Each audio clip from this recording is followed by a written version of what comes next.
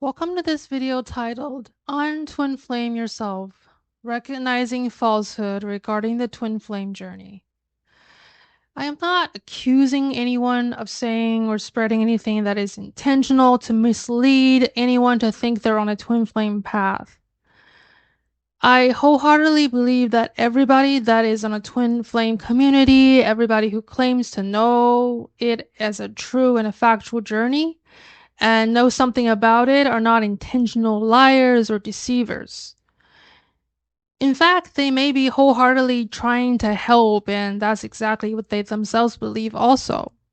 But I have come to realize that that is not what's going on, and as jarring as to hear as it is, I will use lowercase reality because your lowercase reality is different from my lowercase reality, and everybody has different realities. But the all caps reality is there's really no such thing as twin flames, and there's no such thing as split soul, or you've met another incarnation of yourself in this lifetime or whatever, and they're trying to teach and tell you. I'm saying that there's definitely light at the end of this tunnel and recovery to be done. Let me explain. From a scientific and medical point of view, believing you're on a twin flame journey is actually the effect of a bad case of limerence. And just like a lot of the psychological and psychiatric conditions that we have scientifically and medically researched and agreed upon, limerence is also one of those phenomenon that are kind of like high functioning depression that is coming to light nowadays. As someone who has gone through what I thought was a twin flame journey, it was actually a bad bout of limerence. Just like you can't deny that depression or low grade unhappiness, or also called anhedonia, is a known psychological condition, you cannot invalidate limerence. And I've heard many people in the twin flame space, oh, they're saying limerence and twin flame are not the same. But for now, if you're not willing to accept the truth, at least believe that limerence is a symptom or manifestation and side effect of being on the twin flame journey. So, I have more to cover about this. You might be able to say, well, I am just experiencing a psychological condition, just like the condition of infatuation, just like condition of anhedonia, the condition of, say, schizophrenia, like the state when you're happy for other people's misfortune. All of things can occupy our minds.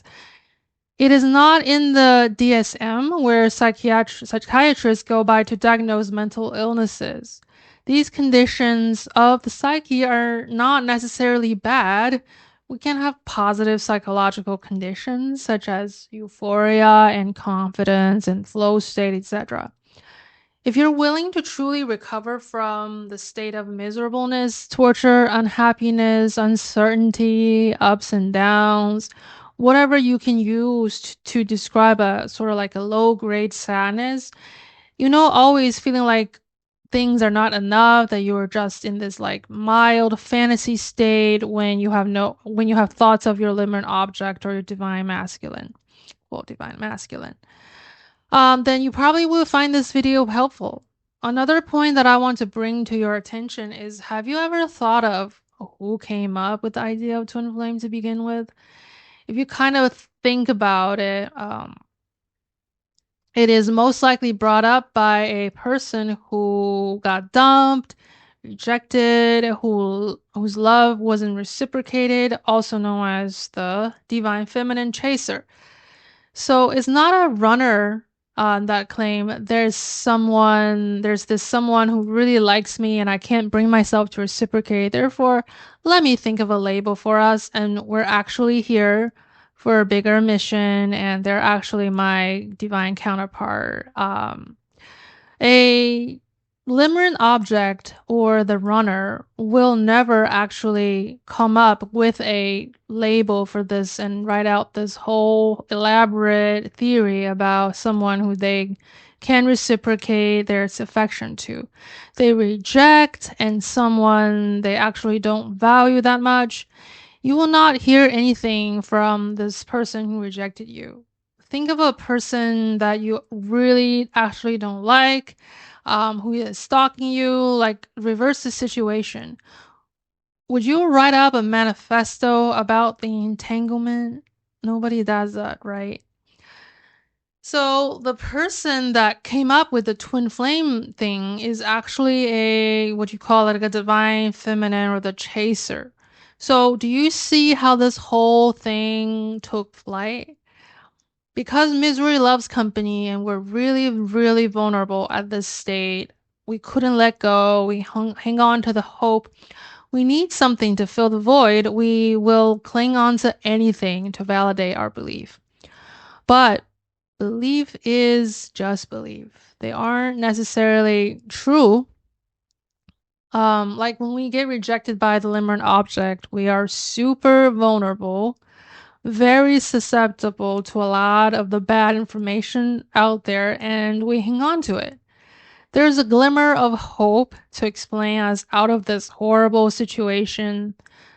Well, I'm here to tell you that that hope is false. It's not true, and there's a lot of misinformation.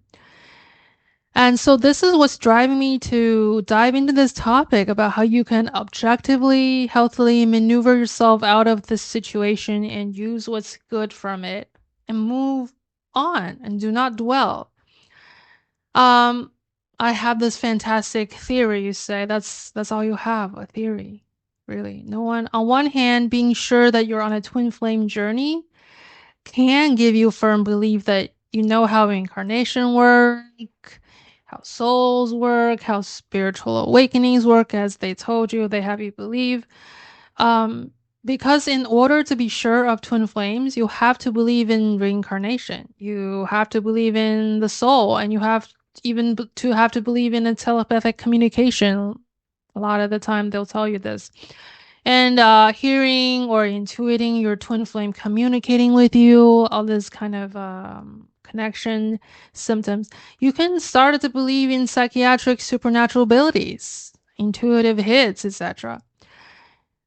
Now, I'm not saying that these things don't exist, but when you mix the emotions, the ups and downs all together, you can trigger something. Your brain has a mechanism when you're in a deep state of chronic euphoria and an uncertainty, ups and down combined. Some spiritual experience can be triggered. Now, the limerence has got in a chronic state of questioning yourself and then reaffirming yourself, doubting yourself, and then look for evidence of information that can sort of reaffirm you're not merely believing in things that aren't true. You may rationalize and say, okay, these synchronicities and intuitions couldn't just happen. It has to be and it must be indicative of something. The only way you have of explaining the psychic abilities, sudden interest in tarot readings, divination, and psychic stuff. Now, I'm not saying that it's not possible that you develop some psychic abilities for real, but I'm also not saying that we can develop psychic ability at any time. Anybody can. Correlation doesn't mean causation. Just because you develop psychic ability doesn't mean you've met your twin flame. It's just like saying when ice cream sales go up, sunburn cases also go up. Now, this will looks like eating ice cream causes sunburn, when in reality, they're both caused by a third factor, hot, sunny weather. Also, I would like to say developing psychic abilities might not be the most healthy thing for you to have at this point. Um, I'm not saying that psychics are not good or psychic capabilities are frowned upon or discriminated against. That's not true at all. I'm just saying, thinking about the kind of psychological condition, think about this kind of psychological condition you were in which brought you these abilities, or have you believed that they're extraordinary abilities linked to twin flame teachings? Now, please examine them all before, during, and after, and do not just listen to some of the twin flame people say, oh, you can't deny this if you're having some psychic abilities and you know you're truly on it. I don't think they know what they're talking about in terms of the neuroscience aspect. I believe that we can have psychic abilities, but how they're triggered is ultimately not healthy in this case. Now, it is true that we're only using about 10%, not even 20% of our brain's capabilities. And of course, you can have these intuitive hits and psychic abilities, but how did that came about? Did it come out of a place of happiness, good, manifestation, striving, development, or does it come out of a place of desperation and masking and isolation? Think about it. Are you better off than you were before you got on this twin flame journey? If not, then it's time to reconsider your path and your position right now. The good news is limerence can give you euphoria, high energy states, and it's probably activated some part of your brain. No one knows how the mechanism really works. They'll have you believe that the synchronicity means something, or they're actually, quote, synchronistics. So I would say that run with the good stuff, the good thing while you still can, and don't waste your time waiting for your twin flame, making yourself unavailable to other people and not pursue other people. Don't stand in place and just wait, because trust me, we deduce what the reality, the capital, all caps reality is based on by what is physically happening. We don't deduce from our small letter reality, our own reality, what the all caps reality is.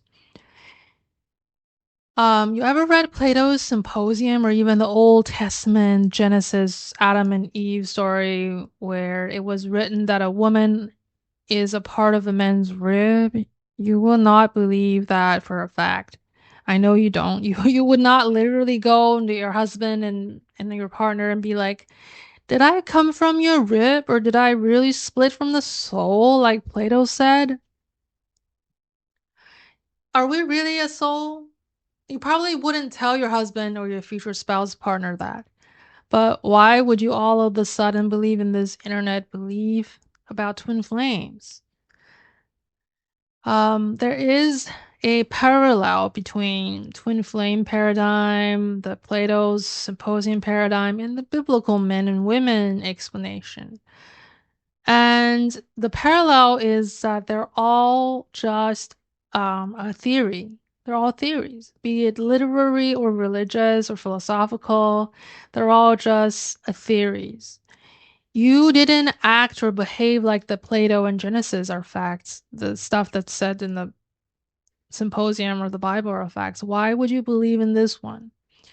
So I advocate you to critically think about what got you to this point of believing in twin flames, what got you to consider it in the first place, even, and reflect back on the state you were in when you resonated with these internet teachings and take the redeeming quality out of what's left of this limerent relationship and move right on.